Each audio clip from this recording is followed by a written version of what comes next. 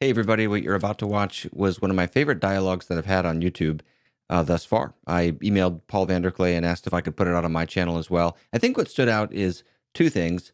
One is it was more personal rather than intellectual. Most of my content on YouTube tends to be the intellectual is the focus, and then the personal can come in.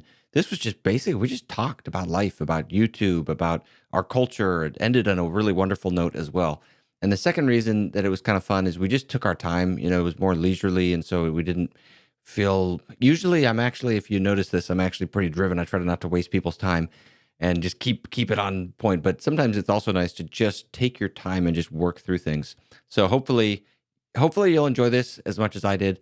Um, Take your time with it. It's about 2 hours, so you can listen to it in installments. I'll try to put timestamps. Hope you enjoy.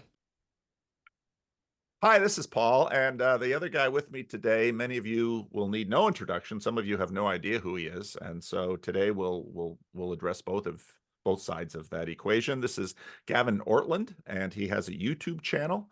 And the name of your name isn't the name of your YouTube channel. It's what Right. is The YouTube channel is called Truth Unites. Truth Unites. That's right. That's right. I should have had that written down. I have watched a good number of your videos. I just always think Gavin Ortlund. I don't think Truth Unites. I just think you. So I'm really I reached out or you reached out. I don't remember who reached out first, but I'm really glad we get a chance to talk today. Yeah, me too. No, I've been looking forward to it. Appreciate your work. This will be a lot of fun. Okay, I think so too. So basically, liturgies and rituals emerge, and one of mine has been, after talking to hundreds and hundreds of randos on the internet, to basically start with your story. And the reason I do that is because, partly because once you're on the internet and stake a position about anything, especially with respect to religion, people will either line up with you or against you based on, it can be the tiniest opinion that you might not even hold, but they might read on to you. And therefore, everything that they hear after that is colored by this. And so part of the reason I do so much biography is that in my experience, when you do biography, it sort of works the other way. It's sort of different, different, different, different, different, different. But then when you come into something that's the same, well, maybe he's a Calvinist, but Yeah. he had a dog, so maybe I'll listen to him. So that's part of the reason I do what I do. So Makes a lot of sense. I've sometimes regretted even letting people know that I'm a Calvinist because I found that people attach much more significance to that than I would have myself. yep, yep. To me, it's like, hey, you got to believe something about this extremely mysterious and difficult matter of God's sovereignty and how that relates to creatures and so forth. But man, people, as you know, people run with that one. Yeah, I'm regularly accused of not being Calvinist enough, and Wow. because there are whole other filters involved there, and I frankly just don't worry about it because I'm an old man. I'm not really old, but I'm old enough now to think I don't really care. So Yeah. so let's get into it. Tell me, now I do know a little bit about your past because either a video or not, I saw a little bit about it. So talk to me about the home you grew up in. Yeah, I'm always happy to do that because I had a great family. Have a great family. Three older siblings, and then my parents are all just some of my friends. They're just great people. Truth Unites actually now is a ministry under my parents' ministry. So my Oh, parents have a ministry called Renewal Ministries, and we formed a partnership. Truth Unites is a ministry of renewal. Renewal Ministries was started by my grandparents. So I have a lot of ministry in my family. My grandfather was a pastor, and he and my grandmother, so this is on my dad's side, wrote a lot of books. He pastored churches mainly in California, um, and he's one of my great heroes. When I think about what I want to be like, I think of my granddad and my parents, honestly. so And what's your grandparents' names? okay, so my granddad is Ray Senior, Ray Ortlund Senior, Okay. and my grandmother is Anne, and then my parents are Ray Jr. and Janny, and just all four of them are among my heroes. I remember, like, I have memories as a kid of walking in, seeing my granddad in prayer, and like sincere prayer, Yeah. like or I have memories of going to the driving range with him and hitting golf balls. And, Mhm. you know, I'm probably 21. He's probably like 74. And yet it felt like just two buddies hanging out, just laughing. He had a great sense of humor. Uh, for a very godly man, he was just so easy to be around, and he had such a natural humility. So yeah, I feel like I've seen the real deal in my family in terms of Yeah. just an authentic Yeah. love for God, love for people, joyfulness. And Yeah. my parents are like that. My parents are finishing well in ministry. And the more I do what I'm doing on YouTube, and I know you see the same thing, we see a lot of deconstruction, we see a lot of Yeah. pain, Yeah. cynicism. There is a lot of darkness right now. So it makes me grateful for my family, Yeah. because I feel like I've been given a priceless gift. I often think, and this is, I just think if I could just kind of maintain what I've seen in my family, and I don't have to do anything fancy, but if I can just, follow in the footsteps, I'll consider my life well spent. Yeah. I am also a third generation minister in the Christian Reformed Hmm. Church, and I can tell a similar tale. Neither my father maybe had a little bit of fame in the Christian Reformed Church, not much.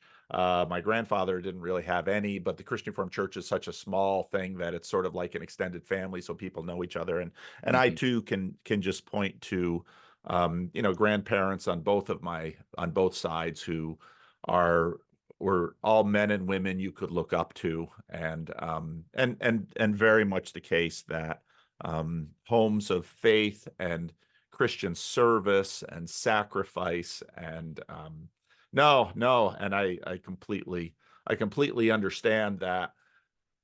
I think sometimes people are surprised that, well, you still sort of believe what your parents believe with respect to a lot of things. It's like, yeah. And why would I stop? Because I saw it bear such beautiful fruit in them. So no, Yeah. that's a real blessing.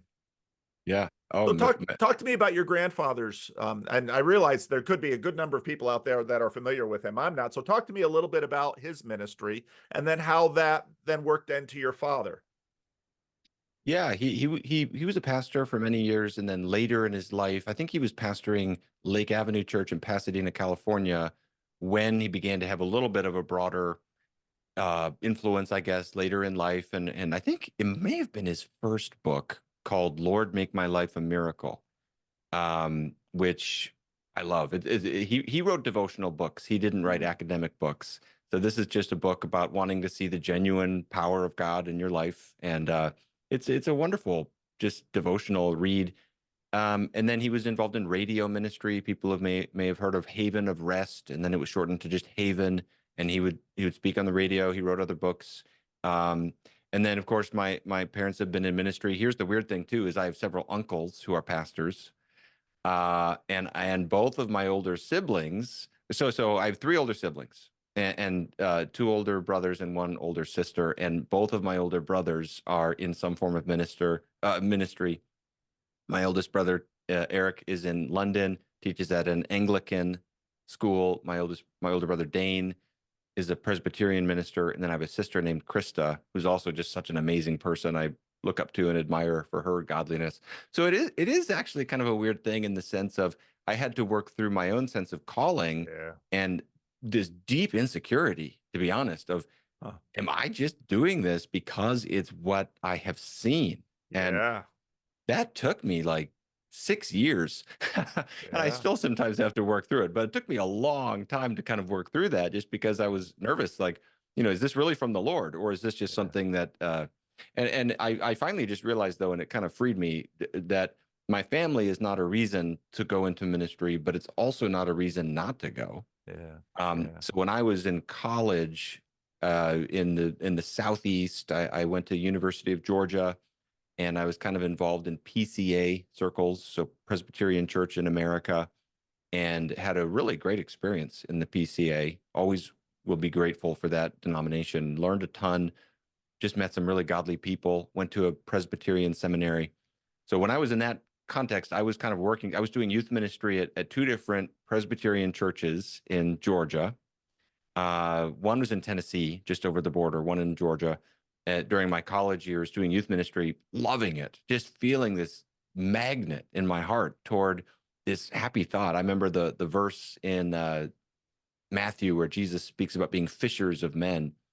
I remember just being captivated by this imagery of thinking of fishing for people and for souls, and in a good way of trying to direct people to Christ. And I just was feeling drawn to that, and I finally had this freedom of just realizing it's okay to just follow the Lord in what I think He's calling me to do, and kind of shove aside any other complicating factors or any concern of what do people think or how does it come across, and just put all that to the side. Yeah, yeah. Well, let's go back a little bit and let's talk about PKs, because you probably know as well as I do that preachers' kids can have a reputation, and sometimes well earned. I've known preachers' kids that have been rebels because they very much rebelled against their parents. I know preachers' kids that have kind of, so what was it like for you growing up in a not only a minister's household, but a multi-generational minister's household, and one that had a bit of visibility? How was that for you as a kid? Did you go to public school, Christian school? Well, how did that shake out for you? Yeah, it was interesting for me. I went to public schools growing up in the Chicago area, and what was a little bit of a factor for me was that my dad was not a pastor for most of those years. Oh, So he was a seminary professor for a kind of a middle portion there. So he planted a church in Oregon when I was really young. So we lived in Eugene, Oregon when I was like ages 2 to 6. And prior to that, I was born in Scotland. My dad was studying there. He got his PhD at the University of Aberdeen. So I was born in Scotland. And then we moved from Oregon when I was 6 to the Chicago suburbs. My dad taught at a seminary for 9 years. And my which going to a public, seminary? it was a Trinity Evangelical Divinity Okay, School. yep, yep. So my friends, I don't think I was a believer during that time. I think maybe I became a Christian at some point in there, maybe in fourth grade, but I was very lukewarm in my faith. I didn't really Mm. have a vibrant faith at all. All of my friends at school were non-Christians. So at public schools in Chicago, nobody cares if your dad is a seminary professor. I mean, there was, that didn't earn me any street cred or anything like that. So I was not, that didn't actually affect me maybe in the same way someone might think if you're, a pastor's kid and everybody thinks of you like that. Yeah. Probably most of my friends didn't necessarily even know what a seminary was. Okay. I mean, they may have had some conception, but it wasn't Yeah. a prominent thing. So yeah, so during that time I wasn't necessarily rebellious against a stereotype. I would just say I really just didn't have a vibrant walk with the Lord at all. And I don't Okay. even know why. It just didn't take root for some reason. And I just wasn't interested in spiritual things for some reason. I played sports, I was into other things. And then weirdly, and maybe just coincidentally, it was when we moved to Georgia in right before I started high school, and I got involved in a youth group that was just a really vibrant youth group to which I'll always be indebted because of the influence it had upon me. That's when my walk with Christ, I would say, really began in an authentic way, which is when my dad became a pastor. So I guess I never really went through the whole kind of Ah. rebellious pastor's kid phase. And maybe because of the sequence of things, that might be a part of the reason why. So were you baptized as an infant or after you had this experience? I was baptized as an infant in the Okay. Church of Scotland, which is, as you know, Yeah. Presbyterian. Yeah. And then I was by conviction. So here's, I guess we're getting into the Yeah, theology we're of getting into things stuff already. now. This is fun. Yeah, exactly. Yeah. Well, so in seminary, Covenant Seminary. So after University of Georgia, I went to a Presbyterian seminary, and at a Presbyterian seminary, I became convinced of credo baptism.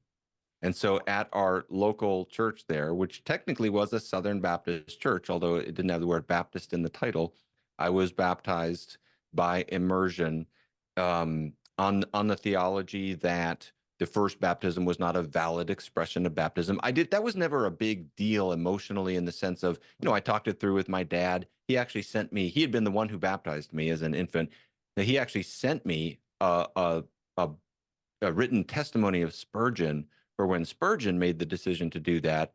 Uh, Sort of not even necessarily an encouragement, like you should do this, but just Right. more an encouragement in the sense of, hey, no hard feelings. I Yeah. get where you're coming from. It Yeah. wasn't a big deal like that.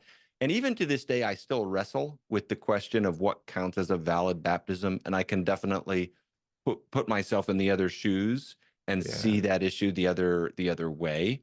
But that's where my convictions led me on that. So yeah, so baptized as an infant, and then I would say validly baptized, I suppose, as a 24-year-old. Wow. That's fascinating. That's fascinating.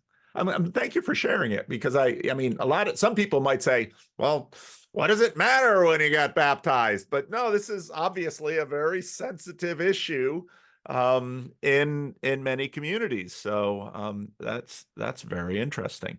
So your family moves. Your father's now a minister in a local church. You have this experience. You begin. The Christian Reformed churches, practices infant baptism. Then we have profession of faith. I was baptized as an infant. I made profession of faith before I went to college. Um, but as is true for me too, how the timing of the ceremonies and let's say the experiential internal life in terms of especially as you grow and have a little bit more agency over yourself and self-identification, identification with, I mean, that's all a really complex thing. So you start not only let's say can you I mean, so now we're going to ask a Methodist question. Can you remember a time when you felt this quickening, or how did that go for you? I'm very much sympathetic to this idea that you don't need to identify one specific time. Okay. Simply partly because of my theology, partly because of my own story. It's hard to drill it down to just one Yeah. because I feel as though I've had several kind of catalytic experiences in my life that have just been so huge and so consequential. Actually, I mean, in fourth grade, I did pray a prayer to receive Christ. I was at an event, I heard a gospel call. Yeah. Um, I went down and just knelt. I didn't Yeah. say a thing, but I just knelt. And in my heart, I was sincerely convicted. And I really felt the sense of, wow, okay, God is real. I know God is real. I know I'm not in a good way with him. Hmm. I'm sorry. I want to relent. I want to Hmm. repent. I want to surrender.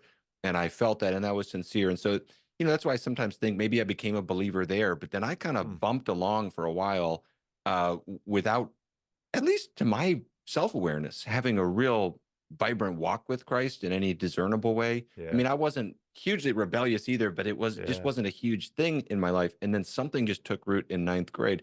But even as an adult, I've had experiences that I feel like where the love of God kind of just, I don't know, it just hits me at a Hmm. deeper level. And I Hmm. feel as though I've moved forward in some way. So Hmm. all I guess I'm trying to say is I don't even know how to interpret all the experiences. And to our friends in the traditions that really emphasize the sacraments, that is one point I can appreciate about the objectivity of baptism as this kind of marker you can point to. Hmm. So Hmm. even though I'm on record for disagreeing with, certain construals of baptismal regeneration and that kind of thing, Hmm. I do really understand and appreciate something of why people are emphasizing that because it is kind of it is me, and that's something even in the Baptist tradition that's been an emphasis, and certainly in the Reformed of this Hmm. emphasis upon baptism and its role for assurance of salvation. So, but anyway, yeah, it's been a bumpy process, I suppose, um, but that's okay. My So why did theology. you wait so long to get baptized? Well, I wasn't studying that doctrine when I was in high school. Okay. I wasn't, I mean, was aware of it, but it wasn't Yeah. really something I was diving into. Okay. And then even in college, but then my last semester of college at University of Georgia, I started to feel this calling. That's kind of when I started to break through and sense, okay, I'm called to ministry. That's when I realized I'm going to be baptizing people.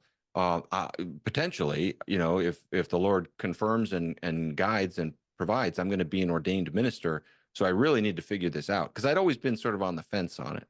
So Mm. once I felt that calling, I conducted a study that last semester of college, that first year at Covenant Hmm. Seminary, and that year and a half time at the end of that, I came out on the Credo Baptist side.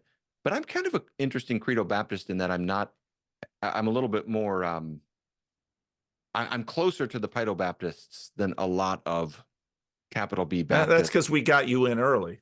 But go on. Yeah, exactly. Yeah. So Well, talk part to me because about your call to ministry. Was there an event around that, or was it that also sort of a few events in there, or what was that like for you? also a messy process. Not one thing, but I can remember moments where it was hitting me. I remember sitting on a sort of stadium seating after hanging out with four seniors in high school. I had just finished my freshman year in college. I had spent, it was at the end of the summer of 2003. And I remember I'd just been earnestly praying for these four seniors and Mm, reaching out to them all summer, trying to have an mhm, impact upon them. And I remember the feeling of joy in that. And I remember this feeling of like, this is what I want to give my life to. This is mm. what I want to give myself to. So I can remember certain moments like that, certain conversations with people, but that was a process as well. And like I said, one of the key moments in that was that breakthrough of understanding, of just feeling a sense of freedom to pursue and not worrying too much about my family or appearances or things like that. What did you study in college? I was a philosophy and religion double major. At the University of Georgia, the religion department has the highest number of atheists of any department. And so, of course, right? Secular university, everyone goes into it to try to disprove it. And I just loved it. I almost weekly, I kind of miss being in an academic environment like that, where you're surrounded by different ideas and you have to respond to challenges and that kind of thing. So, and I loved philosophy. I've always loved philosophy. I've always felt like it's a more natural interest of mine, just thinking abstractly. So even though I've studied theology more, my natural love is a little bit more philosophy. So, yeah, Okay. loved both of those. Did you date a lot in high school, college? How did you meet I assume you're married. How did you meet your wife? Dated not a lot in high school, a little bit in college, and then was not planning on getting married. But before I went to Covenant, wanted to get some ministry experience, and I've always loved the West Coast. Just something about the diversity and the weather, and just find it kind of fascinating. Yeah, it's nice. Yeah, California, especially Central. I know you're near Sacramento, I'm right? in Sacramento. Yeah, I'm in the city proper. So we met in Santa Cruz, and basically I wanted to do ministry, get some ministry experience. I thought, a lot of people take a few years off before starting seminary to do ministry and then Yeah. go. I thought, well, at least I'll take the summer to do ministry, and I wanted to be out west. Worked at a conference center. Wasn't planning on getting Mount married. Herman? No, it was right down the road from Mount Herman. So everyone always thinks of that one. It's in Scotts Yeah. Valley, which is right where Mount Herman is, Yeah. but it's called Mission Springs, and it's Oh, kind of a rival conference center oh, to Mount Herman, just very close by. Beautiful area. okay. And yeah, met Esther, basically became best friends over the summer, and we were married 13 months after we met. Oh, wonderful. Like Not it's not uncommon. I mean, people don't understand why single young Christians go do. I mean, they go for all the reasons, but they often fall in love. That's not an unusual story. Yeah, I always say it's never the thing I necessarily recommend that you go that fast, but at the same time, it's like, hey, if you know you want to get married, why Yeah. wait? You know, Yeah. Yeah. Well, wonderful. Do you have any children? we have five kids, Me so too. oh, Wonderful. wonderful. Yeah, Yeah. we have two boys and three girls for us. How about for you? Okay, we've got three boys, two girls. The oldest let me do some quicker. The oldest is 33, and the youngest just turned 24. So, Okay, very nice. We're in a different season of parenting yes. than you are. We have our eldest is just turned 11, and our youngest will turn 2 soon. So we are in a season where, the kind of thing where it's like you will probably hear them at some point during this discussion because it's very full and noisy in our house, but in a very joyful way. Nothing would make me happier. I love my children all love each other, love being together, and we've got two of them living with us right now. One is saving, he moved out of his apartment, he's saving money because he's getting married next month. And and one just graduated college, and so he's back living with us. And no, I 5 kids. It's a great number. It's a great number. So I've heard you. Maybe you can give me some encouragement here. I've heard that as your kids get older, it doesn't get easier, but at least you get more sleep. yes, Have you that found is that to be true. true? That is very true. You get more sleep, but I still remember I still remember a night when our youngest, sort of slithered into bed with us, which happens, of course, with kids. And and I remember he was getting older. He wasn't very old, but he was getting older. And I thought to myself, I wonder if this will be the last time. Because on one hand, you're sleeping with one or two kids in the bed with you, and it's like, they're kicking you and you're just not getting sleep. But on the other hand, it's also so sweet because there they are and you love them. And then that was the last time. And it was Uh, like, and so I think about that, and it's like, on one hand, yeah, getting more sleep, but on the other hand, gosh, you miss the little critters when they're little. uh, it is totally mixed emotions for us as well. When I remember that when our eldest first could buckle himself into the car seat. We were so happy because we thought, oh, this makes life easier. You have no idea the satisfaction that this gives you. And then at the same time, as I look back at pictures from him from that time, it's yeah, you feel very nostalgic as well. Wait till so my youngest just graduated college, and I'll tell you and he went to a public school, which was the only one of our kids that went to a public college. All the other kids went to private schools. And I'll tell you, when we finished paying for college, it was just kind of like, oh, because I mean, basically, I worked to keep a roof over our head and food on the table, and my wife worked to pay college bills. I mean, yeah, it's coming. Yeah. So anyway, God, that's a wonderful thing. So talk to me about what seminary was like for you. Uh, Loved seminary, and I'm not. As I praise various people at institutions here, I don't just do this to be nice. I really mean it. We Mm. just had an absolutely fantastic experience. Covenant Seminary in St. Louis. Both Esther, my wife, and I were both students there Oh, together, which was kind of fun. She finished her last year of college during my first year there, and then so my last 2 years she was a student there, both full-time students. So she did a Master of Arts in Counseling mm, degree. And she's worked in mental health fields and has a real interest in human psychology and personality and all that kind of stuff. She's so gifted in those ways. And it was fun for our first 2 years of marriage to be in that community. We just made some really great friends, lots of people in the same season of life, starting off marriage, newly married, that kind of thing. And then Covenant really marked us just in terms of the godliness of the professors and the mm, culture there. hmm. The stereotype I have of seminary is sometimes that it's a intellectually rich time, but a spiritually dry time. Yeah, And it is for uh, many. and that's what I almost was afraid of. And Covenant really wasn't. It was Mm, really spiritually a rich time as well. And I good. think a lot of that is just most of the professors there have pastoral experience. Hmm. Several of them, I'm thinking of their faces right now. It just comes across so clearly from them, the pastoral frame of everything that they do. And I just kind of soaked that in, and just the culture there. It's hard to describe Mm, until you've been in an environment where there truly is grace in the mm, culture and hmm, kindness and warmth. hmm, My hmm. experience is a lot of places that are more theological.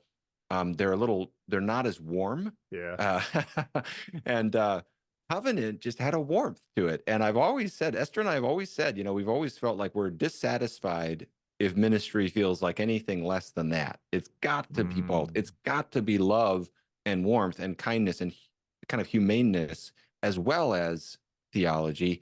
And Covenant really modeled that well for us. So yeah, I'm always think back, and I could think back on specific things I learned there. Yeah, well, I could go on about Covenant. Where is Covenant on sort of the ecclesiastical theological landscape in America? Okay, so it's PCA, which Presbyterian Okay. Church in America. Yep. I would say kind of just within conservative evangelicalism, Yep. um, not super feisty about some of the particulars as you might find in kind of leaning fundamentalist direction. It's not like Westminster's, that. let's say. Yeah, there'd be some other, when we might think of like reformed Yes. institutions, it's not as tight perhaps in the Mhm. ethos as some places. But it is decidedly reformed, Mhm. and so you're going to get a lot of like Louis Berkov and a lot of John Calvin and a lot Yeah. of great reformed theologians as you go through. So I would say very solid, but that's what I loved is it didn't necessarily lead off with a real tightly defined theological ethos. At least Mhm. as I experienced it, it was a little bit more of a fully orbed kind of culture. Um, so yeah, but broadly within kind of the conservative evangelical space, I'd say. Okay. And so you're getting ready to leave. What were you anticipating doing as you were sort of landing the plane on your seminary career? What kind of ministry were you expecting? Yeah, I was kind of open. I actually loved doing both youth and college ministry just for the honesty of it and just the sense of a lot of times in those younger years, there's a little more openness sometimes to really build relationships and build community. And we just had so much fun doing it, especially that summer out west. But I think the long-term thought was I would just love to be a pastor. I do have just a love of preaching and then a love of pastoring people, a love of shepherding people. I really do enjoy that. It's meaningful to me. So that's been something. I have a role at a church right now, but I'm no longer a senior pastor or like Okay. a full-time minister. Yeah. And so that's been actually an interesting transition of I do miss it. I Mm, miss that. On the one hand, I love driving to church with my family and just sitting with my kids in church. yeah. I mean, that Yeah. is pretty awesome. And just Yeah. being able to be there for my wife on Sunday mornings Yeah. when Yeah. she's Yeah. getting It's the a kids big ready. deal. So there's things I love about it, and I do feel like I'm catching my breath a little bit from what was an overly busy season that would have probably burned me out over the last 5 years. Just the weekly onslaught of sermons and everything else combined with my online ministry, Yeah. I was just doing way too much, and that's partly what led to the change. So I feel Yeah. an exhaling from that, but I do miss that. That was the thought as being a pastor, and I really, being a pastor is an interesting thing. I'd be curious what your observations are on this, but my experience was it can be very painful, and there are unique forms of pain that are associated with ministry, especially just when there's relational hurts Yeah. and conflict or people wound you. That can be really, really brutal. At the same time, there's also these unique joys Yeah. and this sense of you get to be there with people in the deep moments of life, and you get to be there at the hospital, and you get to pray with people, and it's this incredible privilege. Yeah. So yeah, so I do miss it. Yeah. Oh, that's true. Oh, that's And true. you've been a pastor for many years, so I've I'm been a pastor at Living Stones for 27 years. Before that, I was a foreign missionary in the okay. Dominican Republic. So I did that right after seminary. So I've had two jobs. My father went 36 years with one job. He pastored one little, I call it a racial reconciliation church in Paterson, New Jersey, and that's where I Huh, grew up. And it huh. was mostly black folks, and but it was Christian Reform, so I went to a Christian school. And but yeah, he spent his first 36 years in his first church, and then four Amazing. years in his next. What's that?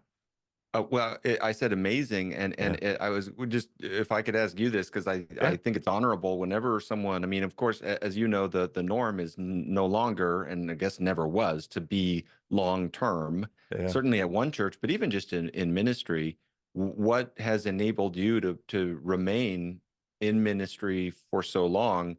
Because a lot of people, of course, they don't for whatever reason. Yeah. It is more rare to see that, it seems like. Yeah. I'm stubborn, maybe. I don't quit. I, Yeah, I don't know. I watched my father spend 36 years in one church. He watched his father. That was back old school Christian Reformed, where my grandfather was usually in a church between 3 and 6 years. And so most of those churches first were sort of in the Midwest during the Depression era, and then the World War II era. And then after the war, he had his longest serving church was a church in Canada that my aunt and grandmother, they really didn't like being in Canada. But at that point, my father was fluent both in Frisian and Dutch, because actually we found out not too many years ago that actually that whole family was Jewish, and they had sort of left the Netherlands and slid in among the Dutch, and sort of figured out a way to assimilate, which was fortunate for us because, of course, during the war, all of our more distant Jewish relatives in the Netherlands were all wiped out in the Holocaust. Mm. So just crazy things happen in this world. But so my father spent 36 years in Patterson, had a number of opportunities to leave, had a number of calls to leave, but just loved the people and loved the work. I remember coming to, after I left the Dominican Republic and came here to Northern California, I was obviously younger than I am now, and just talking to, meeting some ministers that were burned out, but didn't Mm. have many occupational options behind it. And so we're sort of staying in the ministry. And then in amongst clergy would speak with more transparency. And I remember talking to one guy who was just saying, I would never tell my sons to do this. And I thought, and it was clear that he had sort of checked out and was staying in the role because he wanted to make it to retirement. Um, and so my father's still alive at that point. So I went and I was talking to my father. And so I said, Dad, because he was retired at this point. What's funny when he retired is that kind of took my mother by surprise, because they left the city that they were pastoring his last church in, and then they moved to the city she grew up in. And he, of course, was neck deep in ministry in now the place that they were and the church that she had grown up in. And, he's leading 4 Bible studies, and he was being interim pastor when they didn't have, I mean, he's doing all of this stuff. And I said, Dad, how do you like that? I said, I've never loved it better. I mean, as he went Mm. through life, he just Awesome. loved serving the Lord more and more and more and more. And so and I've got some of my mother in me too. Who, but my father was sort of a babe in the woods. He never saw evil in anyone. Um, he trusted everyone, loved everyone, Mm. and so I've got part of that in me. I've got a little bit of my mother's vinegar in me too, so that I can be a little more cynical than my father ever could. But just got to this church and loved the people, and they loved me. And so it's been a dying church. It's been a long, slow, steady decline, which actually sort of afforded me time to do help with church planting in Sacramento, other Christian Reformed churches, and then do denominational work. And then when I made a video about Jordan Peterson, and that thing took off, so then do all the YouTube ministry. But I never could have done this if I had had a church of hundreds. That was sort of, I never simply would have had anywhere near the time. So, and also, my children are now out of the house. That makes a difference too. So, but no, I've got enough of my father in me that I love the people, I love the place, and I don't want to leave, and I've been able to stay. So it's Wonderful. it's a blessing. Well, I won't apply you with too many questions here, but I am No, go curious. ahead. Because I'm gonna ply you with plenty more. Oh, it's fun just to talk. I mean, this It is is. such a refreshing YouTube conversation because a lot of my YouTube comment or content, as you know, is content, theology driven. And so it's fun to just have a conversation. But I was going to ask you, do you see the challenges we're facing in our culture right now? In all the years you've done ministry, do you feel like we're in a uniquely challenging time? Because I'm looking at the world right now and I keep thinking like, wow, this seems like a weird time that we're living in. Yeah. And I keep wondering like, well, is this just another, like, do we go through this every 10 years or 20 years? And, but it seems to No. me like unprecedented times we're living in. No, it's when I think back, I talk to my mother about this actually often, and she's like, boy, it's a tough time to be a minister. She's just looking around watching it because, my grandfather was pastoring Dutch immigrant churches that were living mostly in isolation, Mm. where the tradition that they carried over from the Netherlands was basically the container of the world they lived in. And you had radio and television, you had some of that, but mostly in rural areas, they were just dealing with what was inside the tradition. Fast forward to my father outside of New York City.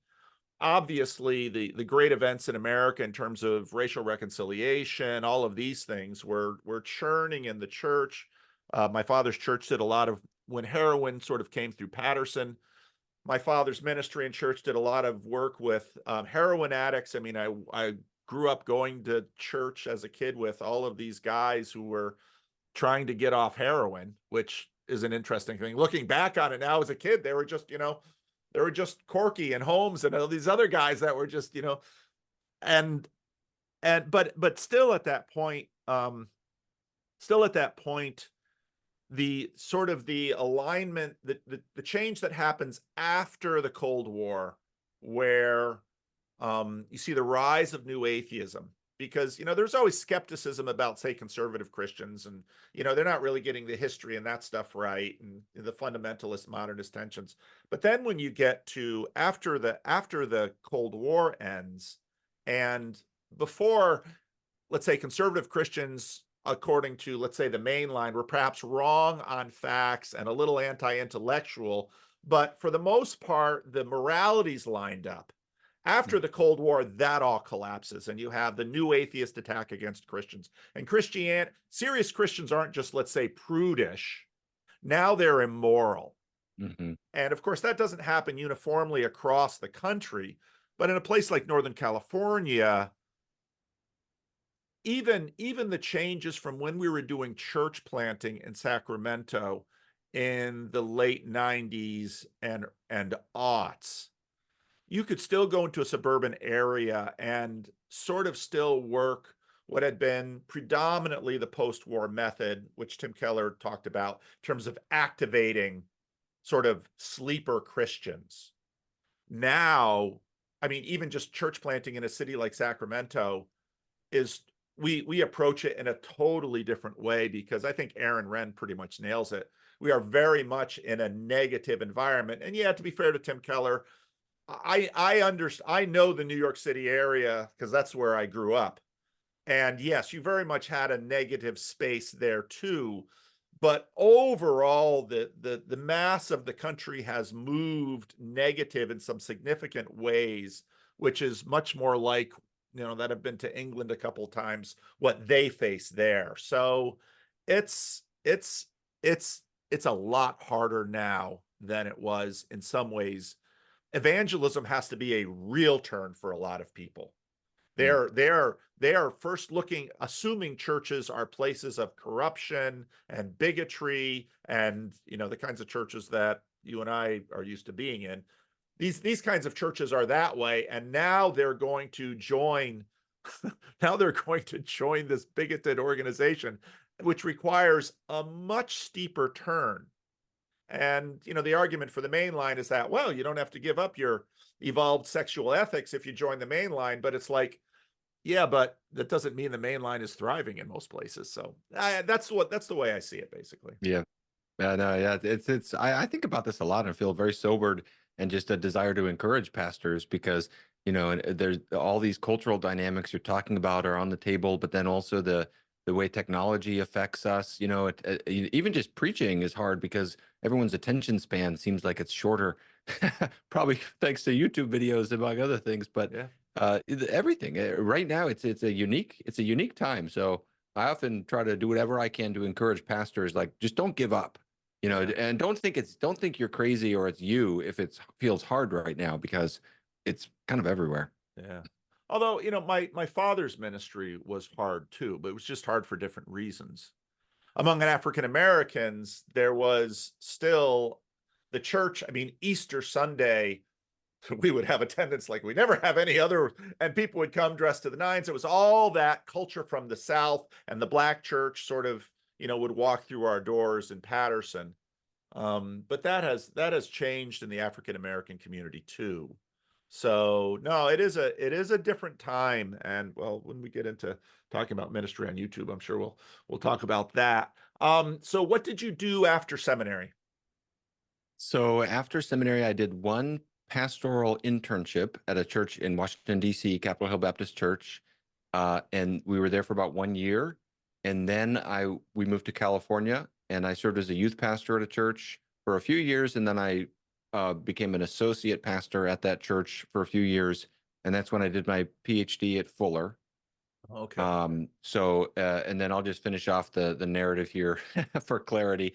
So from there, I did what's called like a postdoctoral fellowship at TEDS at Trinity, where I Oh, had yep, grown up, yep. and took a year to work on Augustine's Doctrine of Creation. But we wanted to go back to California. We went back and served in Ojai, California, which is kind of near Santa Barbara, Okay. a little bit north of LA. Yeah. And we were there for 5.5 years before just a few months ago moving here to Tennessee. And I served as a senior pastor there. And Ojai, I'm guessing, probably has some similarities to Sacramento, of just, yeah, what we're describing about the culture in general is there in a little bit of a concentrated form. Very, very, not a very Christian kind of place. In Yeah. fact, very spiritually dark. A lot of witchcraft and sorcery and things like that.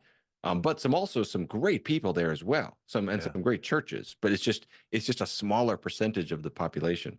Yeah. So, well, let's talk about serving in Ohio a little bit more then. What Well, how did the YouTube stuff start? I'll ask that. Because you're serving a local church. How big was the church?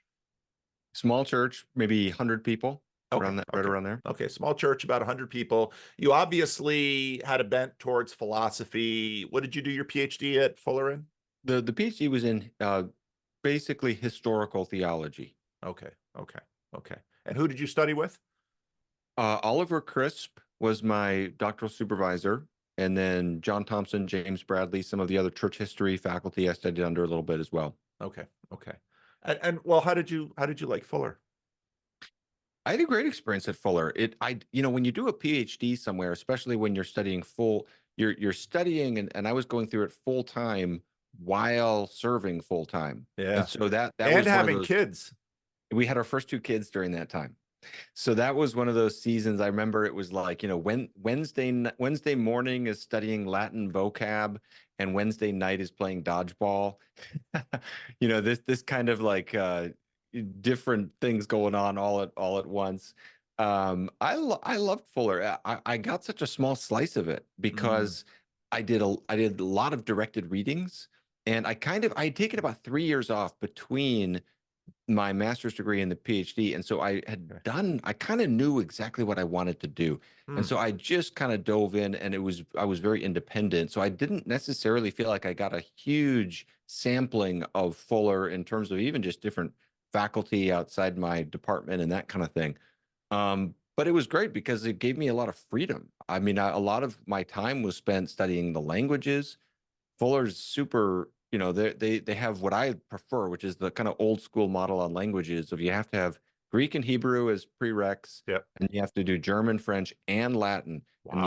you have to be able to demonstrate. Like the test is literally you just show up and translate something, and all you have is a dictionary, so you can't fake it. You have to actually be able to. So a lot of a lot of those first 2.5 years were spent with Yeah. things like that, just really pouring into languages, directed readings.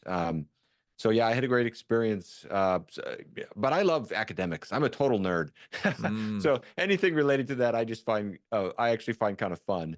And so it was actually nice to have something to work at while in ministry. The church we were serving at that time was going through some transition and some challenges.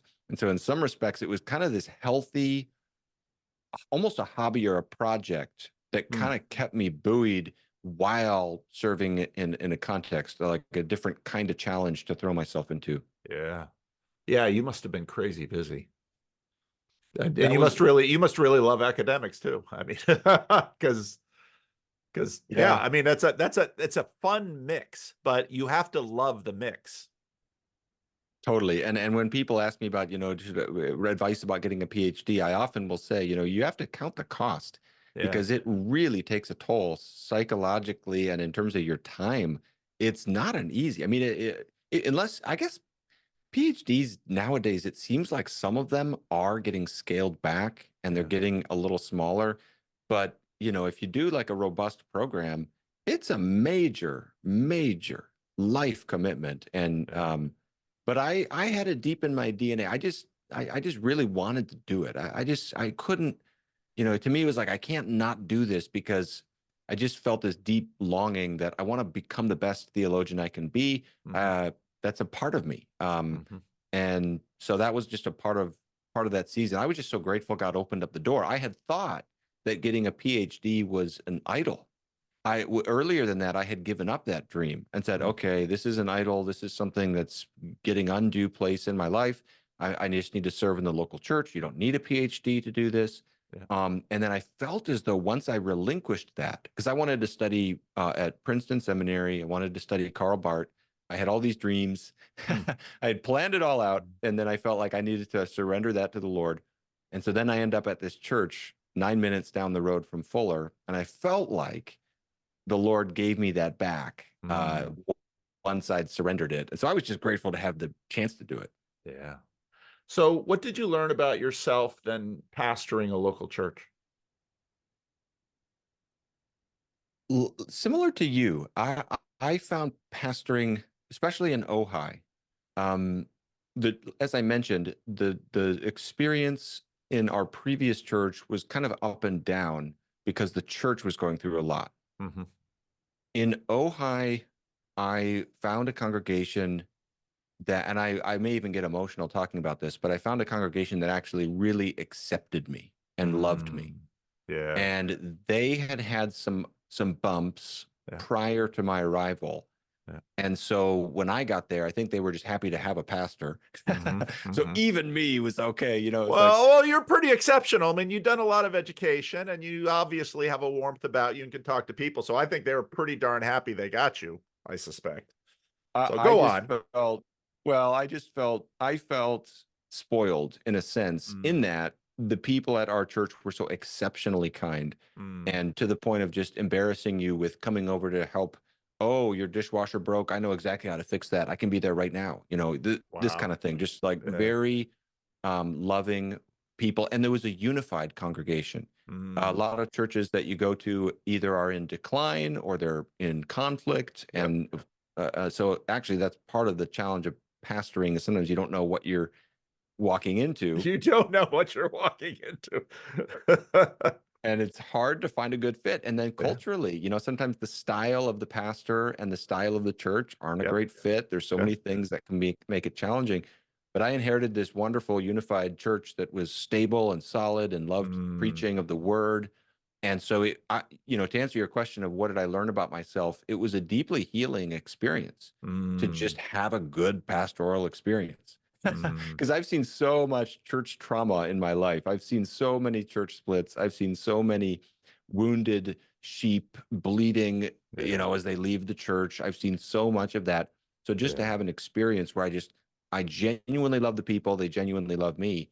It was one of the more healing experiences of my life, and I'll just Mm. always be grateful to God for those happy 5 years.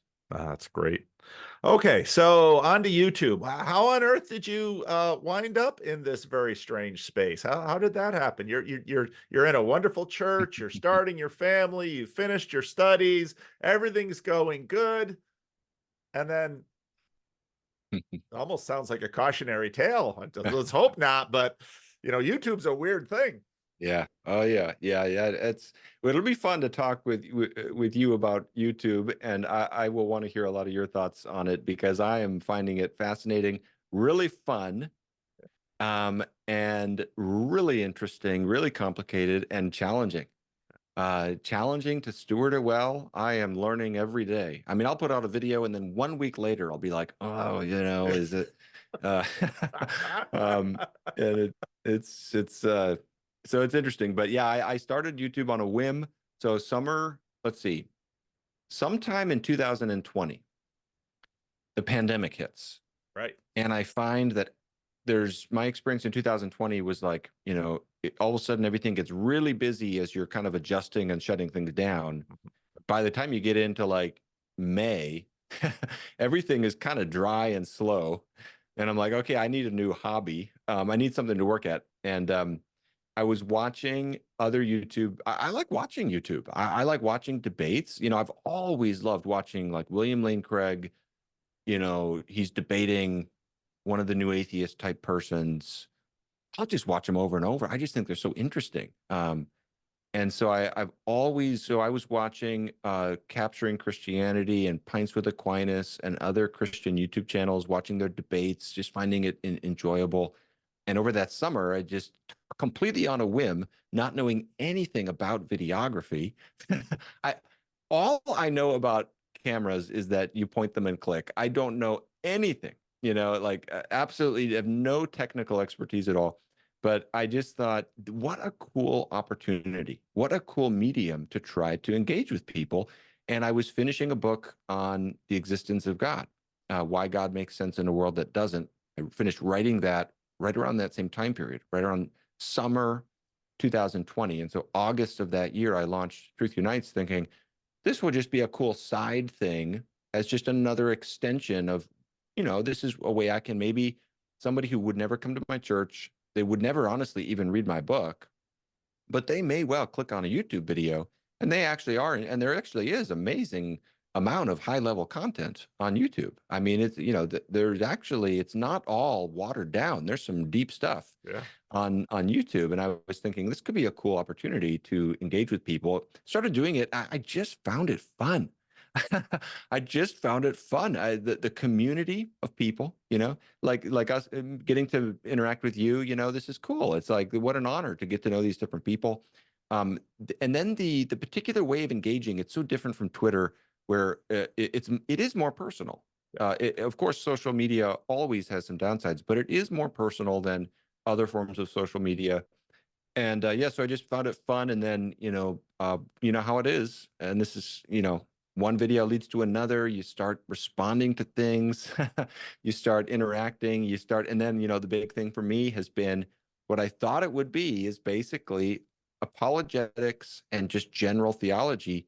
And I got pulled into Protestantism type stuff, not because of any desire in advance, but just because of circumstances of just seeing there's a real need for this because sometimes on YouTube it just seemed like the Protestants were underrepresented, and I kept watching debates or videos and thinking, boy, we kind of got to do better as Protestants at stepping up to the plate here because I mean, I don't want to insult any others who are doing that already, but it just in terms of the volume of people and stuff, it just wasn't wasn't as good.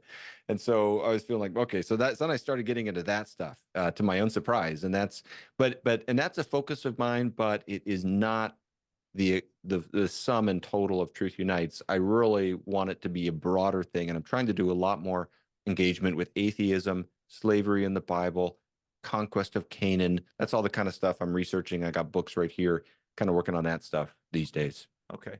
Well, let's talk about, so you made your first video. What was your first video about? Was it about the thing that you had written the book about, or the existence of God? It was one of the arguments in the book, which is an argument for God from math. So Oh, I probably started off in the most nerdy way possible. It's a very abstract kind of argument. Yep, first video, argument for God from math, and then a lot of the following ones were out of the book too, just basically arguments for God. okay. And what kind of people could you tell were sort of picking up on it, and what kind of feedback did you get? I got so and when I started, I had a small sort of platform, maybe a bit. I'd written a few books and I had a Oh, few okay. people on Twitter who were following me. So when I started, I kind of had some people who maybe like I think that first video probably had a lot of people who maybe watched it because I put it out on Twitter because I announced I'm starting a Okay. YouTube channel. So I Yeah. started with a little bit of that. And Okay. so the initial reaction like that was just probably more positive because it was a bunch of friends. It was, people who already knew me for the Okay. most part. And then the evolution in it was, I remember like one of the YouTubers I really like Austin Suggs, who runs the channel Gospel Simplicity. I've just done a ton of stuff with him, and I just find him a nice guy. And he had me on early on, and he's one who's also involved. He interviews a lot of Roman Catholic apologists, Eastern Orthodox Christians, Protestants, and so I remember that conversation as being one when I was probably still under like 1,000 subscribers. And from there, I just remember a lot of other people kind of in that space, starting to learn. I remember I went on the channel Reason and Theology, went back when it was Michael Lofton, Eric Ibarra, uh, uh, William Albrecht, some of these other guys. I remember doing a couple interviews with them very early on, and then it's just how it works. Just one thing leads to another, and I just kind of got further pulled into a lot of those conversations as well along the way. And I think there was just a real need for Protestants to Yeah. engage with that. I just think a lot of Protestants, we are like low hanging fruit Yeah. to the other traditions because sometimes we don't study church history at all, and it Yeah. can be a real problem. Yeah. Well, that. I think I agree with you about the Protestant presence on YouTube, which is really fascinating in America because, of course, Protestantism is the majority religious Christian expression in America. I mean, by far, if you take all of those Protestants and put them in one big bucket, and then even if you add some of the other groups like the Jehovah's Witnesses or Mormons who are, and we can throw in my friend Sam, the Unitarian. I mean, it's massive, and the Catholics are big too, but it's a different thing. And so it is interesting to think about Protestantism and YouTube. Although I do think that, I mean, part of what we see happening now with the coming of the Orthodox is that there is, I think, in some ways, a Protestant spirit that is almost table stakes in America for participating in a religious conversation. Hmm. I don't mean that Protestant in terms of confessionally, but Protestant in terms of procedurally. There's something that happened in the Protestant Reformation that has, for the most part, simply made everyone at least a procedural Protestant in Hmm. this world, except in some deep places of tradition of other places. Yeah, that's interesting. Yeah. So, so you start making videos and then you start getting response. What has surprised you? Um, what is something that you have now learned and are pretty sure of that before you started on YouTube you could not have imagined? That's a good question. I'll be curious if you would answer this question as well. I'd just be curious to see your thoughts. I would say, um, well, it has surprised me how much fun it is and how much you can build genuine relationships. I might have tended to be a little cynical about relationships that aren't embodied. And I totally agree with my friends who will talk about the importance of having embodied relationships where you're with someone face to face. I that is so important. But it doesn't mean you can't at all be blessed by these online relationships. And I've kind of been amazed at there are people right now that I consider kind of dear friends. We will be praying for each other. We'll be texting each other. And I'm like, and then it suddenly hits me like I've never actually met this person in real life. And it's so weird. And it's like, how do you do that? But it happens. And I've been kind of surprised by that pleasantly. I Um, would agree. I would agree with that. I would completely agree with that. And that has been so my genesis with this was so my first I had people had often asked me, why did I never do a PhD? And well, I had a busy family and I had a church, and I had actually early on had an a possibility of working at a Christian college, and I'd looked into that a little bit, and I just have my MDiv. And then I got what I would have made at that Christian college. And here I'm pastoring this dying church in California, and I compared what I would make at that Christian college, and it began to dawn on me, if I got a PhD, I would spend tens of thousands of dollars getting a PhD, and what I would mostly get out of it is a pay cut. yeah. And I thought, huh. Yep. Now, I think getting a PhD would be fun, but it would also be costly, not just in terms of money, but especially, I mean, at that point, when I came back to the United States, I had 3 kids, and the oldest was 6, 7. And so, depending on where your kids are, that's a really important question in terms of what you can do. Anyway, so I looked at a PhD and said, nah. And I looked at a DMin and really said, nah. I saw my father do that, and I thought, I'm not, now you're paying tens of $1,000s and you're not even getting anything. He never got a bump in the little church he was pastoring, and inner city Patterson, New Jersey, from getting his D-Min. So then some of my colleagues were writing books, and I noticed that these are wonderful pastors. They're smart guys.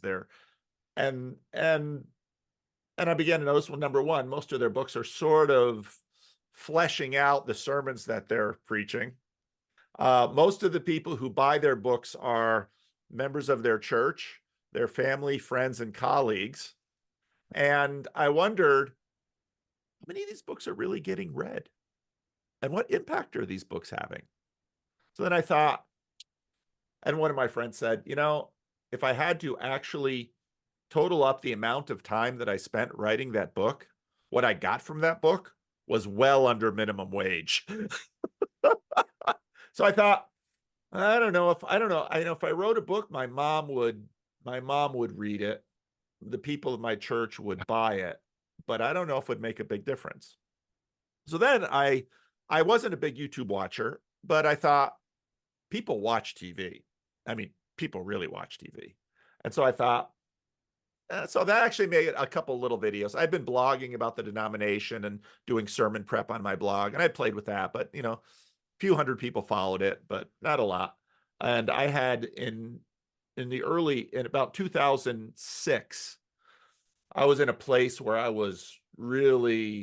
probably would have burned out if I hadn't found Tim Keller's sermons. And I started listening to 2, 3, 4 Tim Keller sermons a day just to keep walking. And so that was a help. And then I thought, there's some about this media stuff.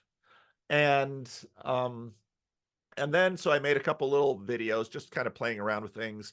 I was watching what was happening in my denomination about 2010, 2011, 2012. I'd always been sort of on the progressive end of the denomination because of my roots in racial reconciliation. But then I began noticing the discourse around LGBTQ stuff, which I was pretty much set up sort of on the affirming side. I wasn't making a big deal of things. But then when I was listening to the theological discourse around it, that really got my attention, because unlike the racial reconciliation stuff, where I didn't really notice a real change in theological discourse between those who were for it and those who were resisting, I began to notice new strains coming in around the theological discourse with respect to what I would call sexual liberationism. And I thought, there's something going on here. And so I was seeing the tensions rising in the Christian Reformed Church. And so I just sort of watched all this. And of course, everybody sort of expected me to line up with the progressives on this and to go to war with them again, as we had done with women in office and racial reconciliation and all those things. But I had hesitations, because I was listening and thinking, there's new, I was thinking theologically and saying, some of the categories that had basically people have tried to hold before were really slipping noticeably among these groups. Definitions are changing pretty significantly, and modes of reading scripture seem to be transforming. And so I was watching all of this, and I was blogging about this, and I was doing that with respect to like intramural stuff in my denomination. I made a post-game show for, I think, Synod, I don't remember, 2016 or something. Just made it on YouTube. Thought I didn't know how to make a YouTube video or anything. I was just playing around with it. A member of my church named Freddie had been a mook on a shock jock on a rap channel in Sacramento. These are why I never want to leave the local church, because they will bring you stories and things that you will never notice any other way. So Freddie's he's a mook on this local shock jock, and the family had sort of tried to keep me from knowing this, because all they did is mock him. It was sort of a Howard Stern type situation, and he was one of the people they mocked, but he loved the attention. And then that guy had said something, and he basically had to pack his bags and leave town, and so the radio career ended, which I thought, that's probably a good thing. And then he says, Pastor Paul, why don't you and me do a TV show together? I didn't want to say no. I mean, that was fulfilling a legitimate thing in his life. And he had gone down to public access TV and done time there, but it's like, I don't have flexibility of schedule to go down to public access television and do a TV show with you, Freddie. So I said, look, this is what we'll do. I'll take my smartphone and we go out to lunch fairly regularly, and I help him out with this or that. And we just do this. And so I'll tell you what, let's have the Freddie and Paul show, and we can talk about the Sacramento Kings. We'll talk about the Oakland A's. We'll talk about the 49ers. And then Freddie loves to rap. So then he'll do a rap, and then we'll be done. And every now and then we'll bring friends on. We'll have like a 1970s variety show like the Carol Burnett show. And Freddie has a real good sense of humor. So we start making the Freddie and Paul show, and I watch it and I share with my family sometimes. It's kind of funny. And his mom watches it. And so we have the Freddie and Paul show. This goes on and on and on. And Jordan Peterson comes around, and it's like, boy, there's something going on here.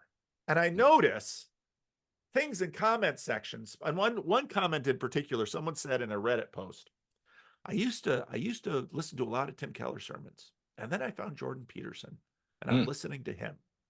And I thought, that's really interesting. So who is this guy? So I start listening to his stuff. And that's really when I start listening to YouTube. And I'm listening to hours of Tim Keller. Or not Tim Keller. I had listened to hours of Tim Keller. Now I'm listening to hours of Jordan Peterson. It's like, and very quickly, no, he's not an evangelical. That's not what's going on here.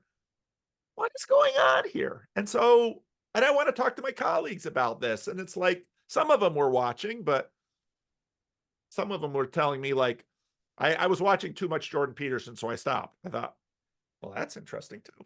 So I make a video because I'm having trouble finding people to talk about this with. And I thought, maybe a dozen people will watch this, and I'll make a friend or two, and that'll be it.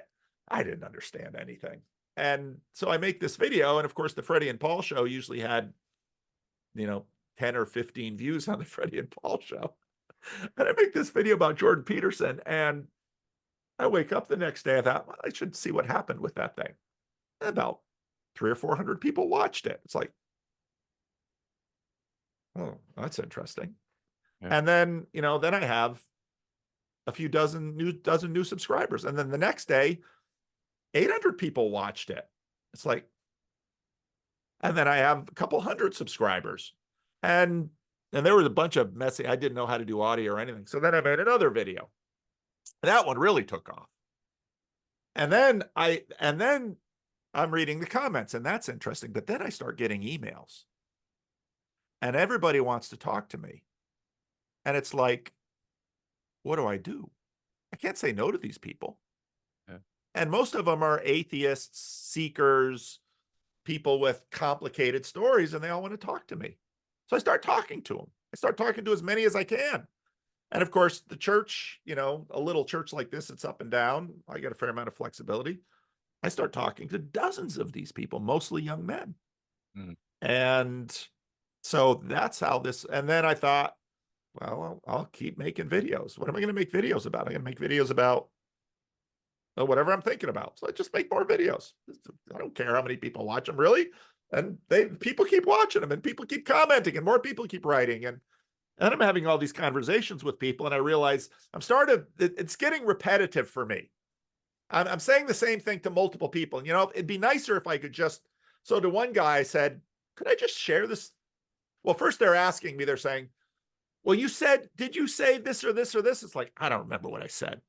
But Zoom, this was before Zoom, it's popular. There's a little record button. I said, well, so then I'd say, shall I record this so that you can have a copy of it so you'll remember what I said? Because I won't remember what I said. So I start recording them.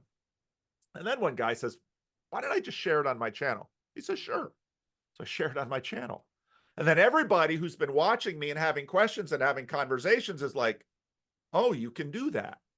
So then more and more get recorded, more and more get shared, and then everything is just sort of off to the races. And the goal has never been for me to say push content, but it's more been exactly the observation you just made. How much genuine relationship not only can you have, but are people having in this medium. And it's like, huh. And so then I go from just pastoring the 75, 60 after COVID, 40, 50 people a year to thousands of people on the internet. And I keep telling them, I'm not your pastor. I can't really be your pastor. You really need to go and find a local church where you'll have a pastor or a priest or someone who can actually know you, because I can't do that for all of you. But I will talk to you if I can, when I can. And then, so, I mean, that's how I got here. Yeah. And one thing has followed another. Yeah, yeah, it's awesome. No, I can very much relate to your comments, and that challenge. I'm the same way. If would never want someone to watch YouTube videos as a replacement for local church membership or local friendship or anything, but as a supplement. Boy, it is. There are needs that can be met, and as vulnerable as it was for me, both to start my YouTube channel and then to give it more focus. Both of those were actually, it actually took courage. I felt so vulnerable about it. I thought, how is this going to look? You're aware of, and then you're questioning yourself. And I'm saying, are my motives right about this? And I'm thinking like that. But the thing that I'm feeling along the way is exactly what you're describing in terms of the people coming. There's incredible need and there's incredible opportunity. And the main people who watch my YouTube channel are young men. And young men right now have a lot of questions and they need fathering and they need discipling. And it's just, that's what's got me into it, is I'm drawn to this sense of need and opportunity. Talk to me about, because I have, I still preach every week. I've still got, it's sort of a dying church, except I've got 7 new people in my new members class. So, and I tell people it's a dying church, and then they're like, but you got 7 people in your new members class. Is it really dying? I don't know if it's dying or not dying. I don't care. I've been saying for 20 years it's dying, and it sort of has been, but ministry is weird. Okay. And for me, it's very weird. So but I love preaching every week. Yeah. I love being people's pastors, even if, being people in real life, they're pastors, not just on the internet. And so I don't want to give this up. And, but I can completely understand exactly what you faced as your channel is growing. You're making videos regularly. That very quickly begins to impact. I mean, you only have so many hours in a day. You have a family of small children. You have mouths to feed. College bills will come. Retirement does happen. I mean, I understand a lot of the pressures that you're in. So talk to me about this transition, because I personally am extremely curious, because, I don't know if this church. So what part of the thing that started happening was, I had just always put, when COVID happened, we had to turn on online giving because everything went weird. Of course, we didn't stay closed. We stayed closed just a few weeks because I had all these seniors that, on one hand, everyone's like, you can't let these seniors come to church. But on the other hand, these seniors are like, I'm going to die. I know that. I don't want to die at home alone. I'm coming to church. Open the door. So, all right, we'll open the door. We won't tell the city the door is open, but I'm not going to kick anybody out. So, but then, of course, we have to have online giving because we can't pass the plate. And so then I put the link on YouTube, and many people who just watch what I do, they've just generously given to the church, which is the best thing to do. And so now, income from the internet is a significant portion of what keeps the church paying my salary. And, again, I didn't seek any of this. It just happened. Right. So, and there's a lot of people that say to me, Paul, this little local church, it's only a few dozen people. Thousands of people out there. Shouldn't your focus be on the thousands out there and not on, taking Freddie out to lunch? And I say, no, but at the same time, I understand your point. So talk to me about this transition and what that was like for you and what your thinking is. Yeah, I've not. I ask all these same questions of how do you prioritize and compare a large volume of views and the fruitfulness represented by that versus a smaller amount of embodied people because it's like apples and oranges that you're trying to compare, and you're trying to say, there's good in both of these things, and how am I managing it? And I don't really feel like I figured this all out. I know for me, in the final year in Ojai, we had our fifth child, and I just hit a point of it because I was also traveling and speaking a bit and writing, and I have a passion to write. I have several books I'd like to work at. And so I just hit a point of just facing some pretty serious consequences in terms of just a feeling of mental clutter, um, feeling overwhelmed a lot. You open your email, you see a bunch of email, and you feel the sense of dread, like, oh, I've got to answer all these emails. These kinds of feelings that were warning signs saying, hey, you need to have some kind of game plan here. You need to think through to make sure that you don't burn out and that you're not basically trying to do like three jobs at once, kind of a feeling. And so I really don't have a silver bullet kind of thought about this that could apply to anybody else except just in my own case. I just feel like God really kindly provided an opportunity for me to do what I feel like is most in my heart right now. I would not have made this change of moving to Tennessee and focusing more on Truth Unites if I didn't have a local church connection here, that it is not a full-time salary kind of thing, but I'm able to serve on in the month of February. I did a Wednesday night course there. I preached there a few weeks ago. So I'm still active in local church ministry. That's really important to me, just with how I feel led. I never want to leave that off.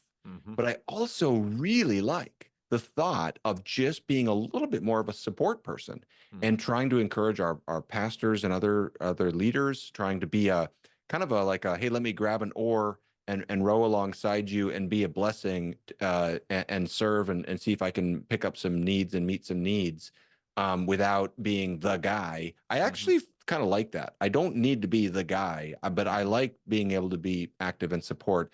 But I think for me, it came down to a question of I just can't maintain everything I'm doing right now. I just can't. It's just not workable. It got to a point. It went from like hard to harder to crazy to insane. I mean, it got to a point where it's like, this is just absolutely not sustainable. I'm doing too much, and I have to. And then I just felt this compulsion. When in the book of Acts, Paul talks about compelled by the Spirit. That's it. Constrained by the Spirit, I'm going to Jerusalem, and I don't think it's too much to say. I feel constrained by the Spirit about our world. I feel every day a longing for revival among Gen Z. I pray for that every single day. I pray that God would create a new spiritual movement in which the anxiety and depression would abate and recede, and peace, the anger and polarization and rage would soften, and our world and our culture would experience a renewal and a refreshing. The Bible talks of times of refreshing from the Lord, a revival in our time. And that's what I want to give my life to. And I do feel, as much as we left Ojai with a great sense of sadness and love, I do feel that what I'm focusing on right now is the wisest way I can deploy my life and the best way I can spend my energies. I wish I could say it's been a lot less busy, but moving is so we're just starting to feel a little settled now. You know how it is, you move and it's like, especially with young kids, it just takes some time to get into things. So I've been trying to slow down. I've been getting into for the first time in our life, we own a yard. Oh, Because congratulations. in Southern You have something to California, cut. yeah, you don't have yards in Southern California. You just have orange something, sand or something. And so for the first time, I actually so I've been getting into yard work, and so that's what I do with my kids now too, because they like it too, which is kind of a fun way to connect with them. So we've been putting in mulch and doing all this stuff, and so that's been a way for me to relax and kind of unwind. So I am trying to kind of pace myself better now, but it's been a transition of it, and it has felt like a burden lifted, and that I am a little less cluttered. But I actually, my wife and I talk about this a lot. I think it's going to be some time before we start to feel kind of a new rhythm that'll feel normal. Yeah. Well, and I'll be interested to talk to you in a couple of years to see how, because you're right. Back in when I was doing missionary work, basically the word was it takes about 2 years to make a transition like this, even though this isn't another culture. Tennessee to California, there's some cultural differences. And so it'll be interesting to see 2 years into this, what your reflections are. Talk to me about how YouTube distorts. See, that you can take this question a few different ways, but distorts Christianity or the Christian life, because there very much is a distortion that's going on in this medium.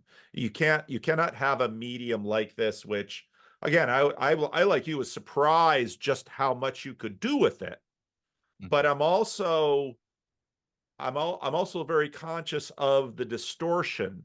Like this lens I'm using right here, probably a little bit more into photography than you were. This is a fairly this one isn't as wide angle as that one, but I know that, you know, for the one thing, I'm almost 6'5", and people when they meet me in person are like, you know, well, that's because there's a distortion. I'm only this big in YouTube land. If you watch me on your phone, I'm only this big. So when you meet me in real life, you're really big. So how do you think YouTube distorts? Well, and you can take this broadly because it's the church, it's the Christian life, Christianity, if we can talk in those terms. What are your thoughts?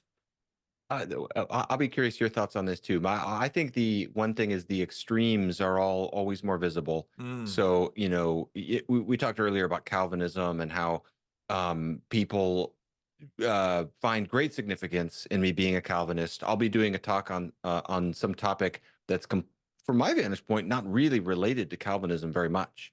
It might be some aspect of the doctrine of God or something like this. And I'll see all these comments about, well, because Ortlund's a Calvinist, comma, dot, dot, dot. And you're like, oh, okay, here, yeah.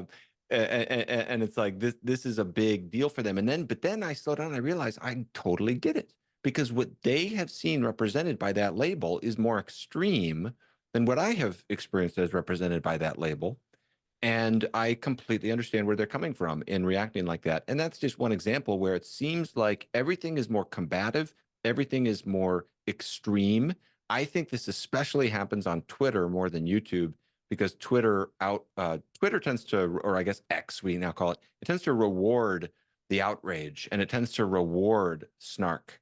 And I think that's so toxic that it actually fuels some really ugly human tendencies. And I think YouTube can do that. I think it's less, maybe not, doesn't have all the same things as Twitter, but it's, there's a danger there of always being, because, you know, we know what generates clicks. And if you comment on a current event and you're outraged about that current event and you scare people, if you're both angry and if you're scaring people at how angry you are, you know, this is going to generate more views, all other factors being equal.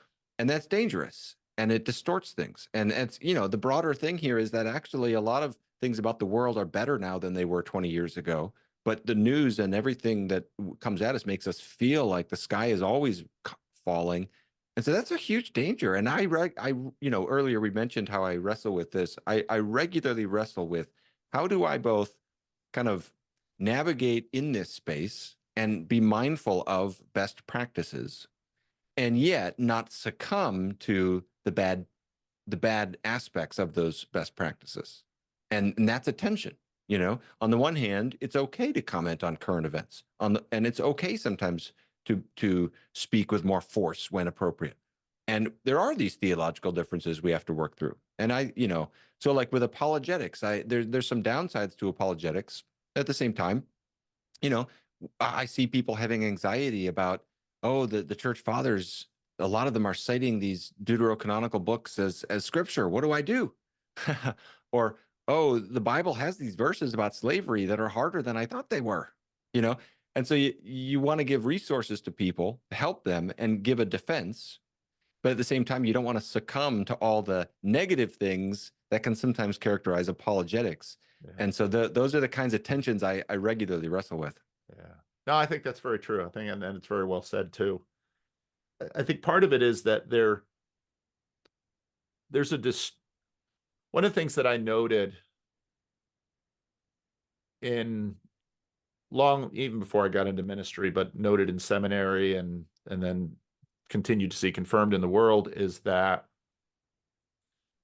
the context of in real life, you live in a very rich context and you don't tend to notice it. And now having, learned from, say, John Vervaeke, some cognitive science. Well, the reason you don't notice it is because you have to mask it out to work just with a few things at a time. You have to do that because the world is just massive.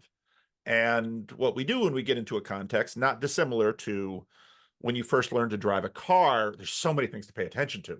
And what you actually mentally wind up doing is your mind then sort of just learns all of these things, and then you can drive pretty automatically. Same thing if you're learning a sport, if you're learning basketball. Oh, you mean I can't walk without bouncing? And so, for the first while and you know this with little kids because they're all working on these kinds of things all the time. And then for a while, you can just walk around and bounce that basketball, and you're not thinking anything of it. You can think about anything you want because, and that mode is in the world. And when it comes to religion and how people actually live their lives, all of those dynamics ring true too. And so there are always these commonalities, let's say, between churches. I noticed that the Christian Reformed Church had a tradition of being fairly theologically self-conscious and fairly conservative, but also because it was an immigrant denomination, there were loads of cultural things that sort of came in that same bucket full that had the confessional elements. And so people's oliebollen, which is basically this Dutch apple fritter, people's oliebollen and their canons of Dort just all sort of ride together. And then, oliebollen might get remembered and canons of Dort might sort of be pushed to the back or vice versa. But yet, then, especially I saw in my father's ministry, because unlike many Christian Reformed churches, like in my grandfather's generation, when you're going to the same Christian school because the Dutchmen didn't trust Americans to educate their children, you're going to the same church. Most of you are, say, all running dairy farms or working on dairy farms. I mean, you had this little community that was if you married a girl from the Reformed Church of America, people had serious concerns, and never mind a Roman Catholic. But I was growing up in a place where most of the folks were African American, and then a few Dutchies joined in. And so my father's ministry is just sort of appreciating the rich heritage of African American Christianity, because so many of the people, whether they, signed the form of subscription of the Christian Reformed Church, talked about the Heidelberg Catechism or the Belgic Confession, they were brothers and sisters in Christ. And so you had this real practical ecumenicity that was happening at a very low, deep level. And all of that richness is not on YouTube. I mean, one of the things you learn very quickly is, so my beard, I am not a person given to scrupulous personal maintenance. I'll say it that way. I do bathe every day. You won't find a smell. I brush and floss my teeth. I don't have bad breath, but I don't really care about the hair on this part of my body. And my hair has decided it doesn't really like to grow much up here, but it loves growing down here. And I get tired of managing this. And so the hair just gets long and I cut it all off. I tell my wife, I said, honey, I'm going to trim my beard. I'm going to hear about it on the channel. And that's just an example of the kinds of distortions that actually happen as many people who, let's say, have either a very painful experience in the church or no experience in the church, now suddenly are basically experiencing a form of catechesis through YouTube. And I praise God the fact that the majority of my people in my church don't watch me on YouTube at all. And my wife doesn't watch me on YouTube at all. Sometimes people express surprise and my wife is like, why would I watch him on YouTube? I have him in real life. I think I know who he is. I don't need to watch him in this strange thing. But on one hand, so I'm wrestling with those two things. On one hand, I'm not turning my back on this. So if Living Stones were to go under, I could easily get another call to another church, but I know full well, I'm 7 years from retirement. I know full well most churches are going to say, we're only going to probably have you for 6 years. And we really don't want you spending all of that time with randos on the internet making videos about hot takes on whatever it is you're talking about, because we don't actually even care to watch your videos now. So at the same time, I'm not going to leave this space. But I realize that there are many distortions, the extreme, the clickbaitiness. And the thing that I really want to talk about is, and we don't have a lot of time left, but that's okay. We can talk again if you have time. When I talk about Christian YouTube,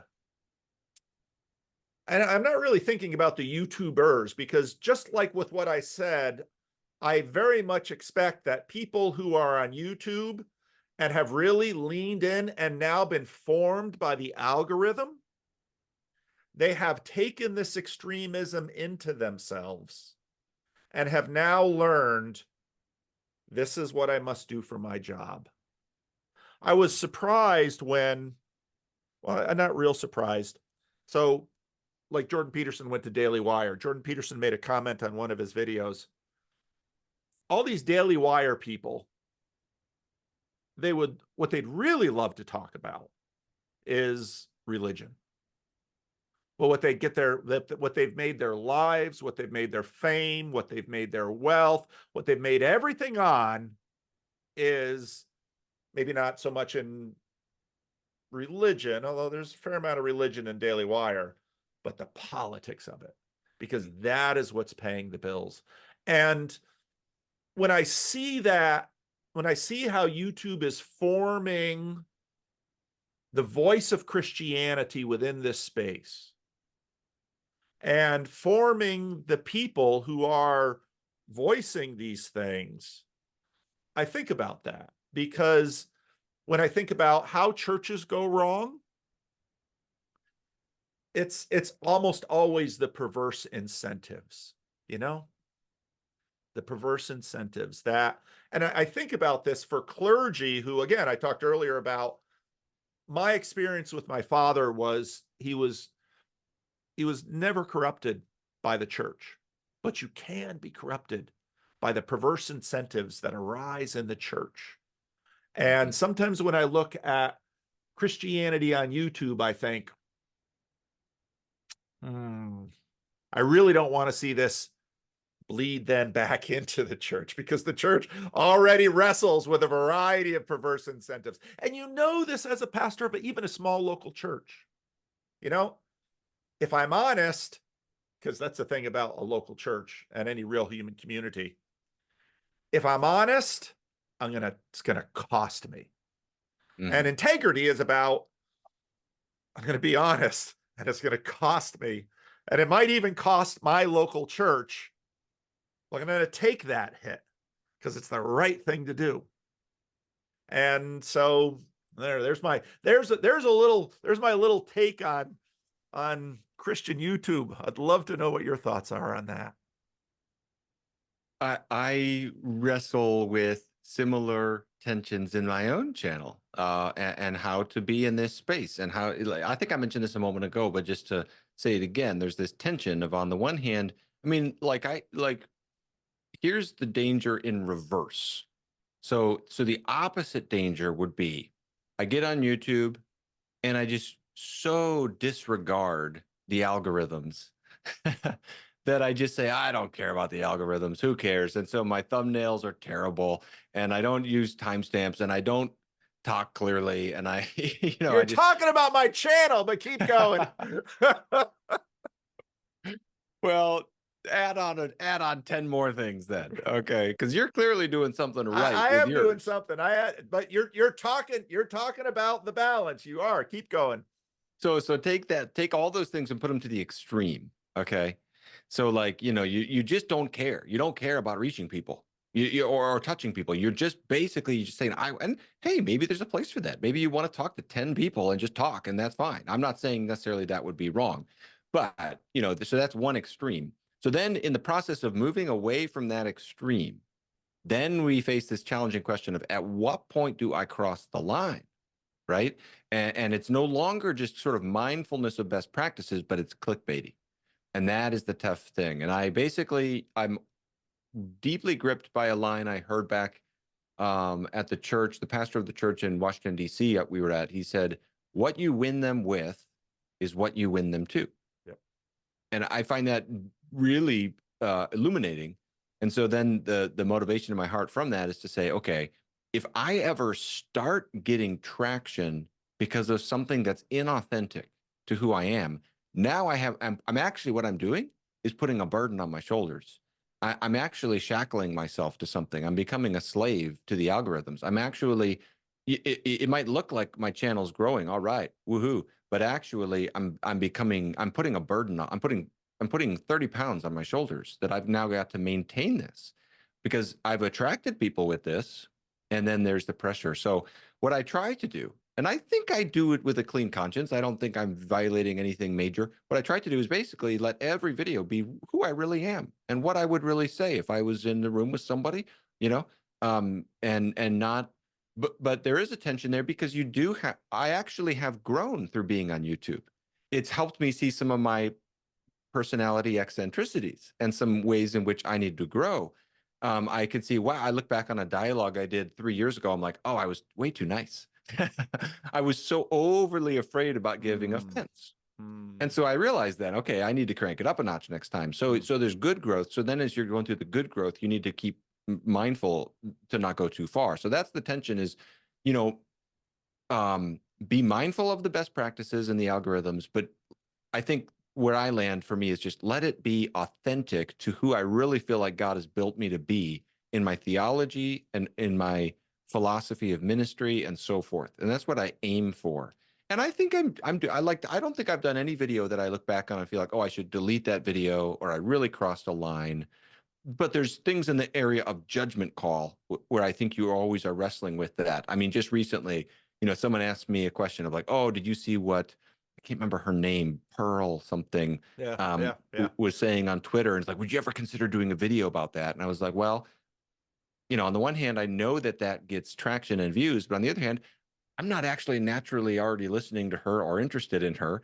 Yeah. So I was like, no, I'm not going to go out of my way to learn about something just so I can make a video on it, even if that video would do well.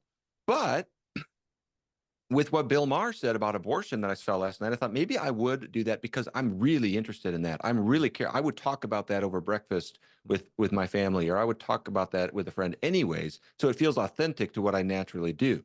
So those kinds of things help me think about this. But yeah, I think it's probably always going to be a tension that we wrestle with of, trying to follow the best practices, but also to have total integrity in how we go about it. Yeah. Yeah. No, I think it's well said. That's well said. And well, I know you've got a hard out, and I promised you at least some time to be nosy with me, and I have shared a few things, but so I appreciate your answer, and I think, and we always, I think you and I agree that each of us will be called to give an account for what we've done, not only with the time, but with the opportunities that we've been given. And both of us have been given now some rather remarkable opportunities to bear witness to Christ. And so these issues I wrestle with, and they're tough because it's hard to know. And someone for yourself who is a student of church history,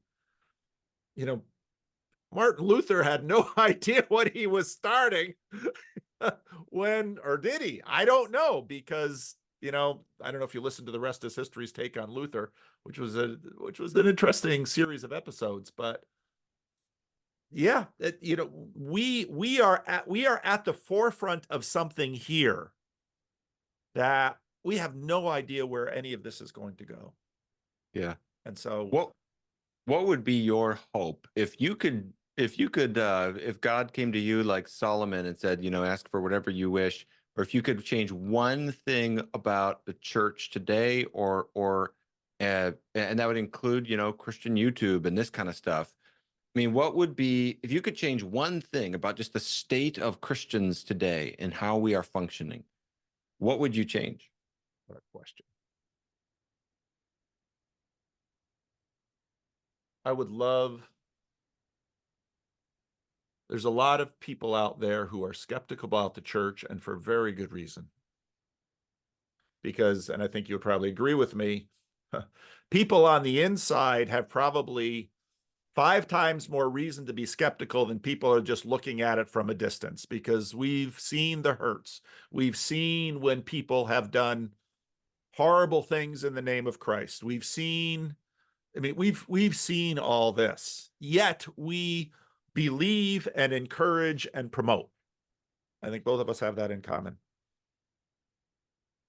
I would love for more people, one way or another, to actually get a chance to appreciate the love that ordinary Christians on a very regular basis, the sacrificial love that ordinary Christians on a very regular basis give to one another, and especially those they don't know, even up to and including enemies. Because it is, when Jesus says, "A new commandment I give you." Now, someone could have said, "Is it really new?" Probably not. It's been all along. "A new commandment I give you, that you love one another as I have loved you." And while I have seen Christians fail that, and every time I do confession, it's a regular part of our liturgy at church. I always pitch it. We have failed to love God and love our neighbor as ourselves. That's our motive for confessing. But I see on a regular basis saints in the church giving of themselves to love their neighbor, the stranger, and even their enemies. And to the degree that people will see that, they will begin to believe that everything that Jesus said is true, and that he does, in fact, really want the best for them. And trust in him will lead them not only in this age, but the next, into a kind of life that, while painful in this age, is something that they could probably never feel possible, because it is that good. That's what I want. And that is what I think the church is for. And I would love to see us on YouTube figure out, I mean, just me saying those words, I know YouTube people are going to be cynical. As a pastor, he's saying those words. And I understand that, because talk is cheap. But I have seen on a regular basis Christ love through people in his church. And I want for more and more people to know that. And then to be able not only to know it on the receiving end, but it is more blessed to give than to receive, than experience that on the giving end. So that's what I want. Beautiful. If only we were better known for that. And but you're right that is such a reality, especially when you look off of the extremes online and you're observing actual Christians in your community or something like that. But if we were better known for that on YouTube as well, that would be a very happy thing. And I'm afraid, I mean, I love your story, because he's baptized as an infant. He's going to a Reformed seminary associated with the PCA, and he gets rebaptized? What's wrong with him? But what your father did was say, hey, you're my son. And I love you. And I'm sure when you received that from him, you received it in the spirit that it was given. And this isn't, you and I have both been recipients of the grace of God poured through his church through multiple generations. And you and I, probably better than a lot of people who have been wounded, it is relatively easy for us to believe that all of this talk isn't just hype or bullshit or propaganda or anything, because we've seen it lived out. And what we'd really love to do is to say, for those who have not been blessed by everything that you and I have been blessed with, to say, it's real. You can trust him. And here's a place you can start. And both of us can testify, no, sometimes it is really hard, and sometimes things are discouraging, and sometimes it is tremendously costly. But there's nothing in the record that says that that isn't the case, because the Son of Man didn't come just to say a few nice words, but look at what we did to him. And he still blessed us from the cross and after he rose. So anyway, now you got me preaching. Oh, I love it. It's good. It's the what you just shared in these last few moments, I think, is a great thing to land on. And kind of, I don't think I would want to say anything. I don't even want to say anything right now, just to let what you just said, be kind of the final ending point and focus, because I think that is so worthy of emphasis, for Christians, and then for us to all take that calling and do that and show sincere love to other people. It's amazing. I mean, that's the kind of church that I'm at right now. It's a genuinely loving church, as our church was in Ojai. Genuinely, somebody once said, "There's no hurt like church hurt," but it's also true. There's no healing like church healing. There's no love like church love. I mean, there really is a power. That is a powerful experience. And people may not believe in Christ until we do that. People may find the gospel, especially if they've been really wounded, they may find the gospel not credible until they felt that sense of love. And I hope that comes. I actually pray that way, that every YouTube video I do that would convey that every single video would convey love, because it doesn't matter if you're right, if that is not present. Right. But if that is present amidst all the differences, that I see that as decisive for the impact it has. Amen. Well, I'm going to end the recording before we mess this up. But Gavin, I just want to say thank you for your time, and thank you for indulging me and my own little style of how I like to do YouTube. And anything you want to promote?